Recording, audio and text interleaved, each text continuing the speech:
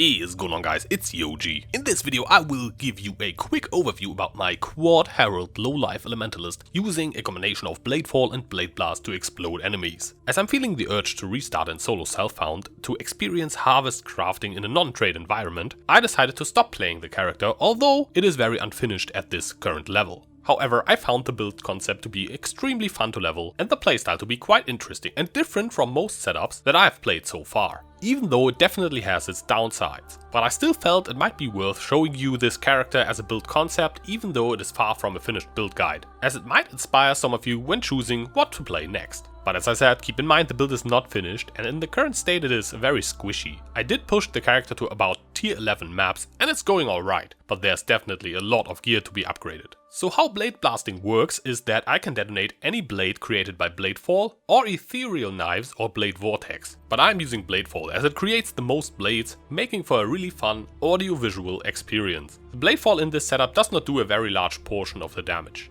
It is linked to Spell Cascade, Unleash support and Concentrated Effect to create as many blades as possible, focused in a small area. When I then detonate the blades with a Bladt Blast, it creates a cascade of overlapping explosions that normally would deal physical damage. But I convert all of the physical damage to elemental damage and deal a mix of lightning, cold and fire, using conversion gloves, the Fist to Lightning support gem, as well as a Hatred Watcher's Eye. But you could use, for example, Hrim Sorrow early game to get started, which I did as well. The playstyle of the build is not a smooth, one button easy peasy one. I originally wanted to make this a Spellslinger build, but due to the delay of Bladefall, the triggered Bladt Blast would often come out before any blades were hitting the ground and completely whiff, dealing absolutely no damage except for the one single explosion, making clear at times feel a bit awkward, because that means often I would have to attack twice to even start any detonation. And if I have to attack twice anyways, I might as well self-cast. So I went with the self-cast setup that still suffers a bit from the delay, but the Unleashed Bladefall creates so many blades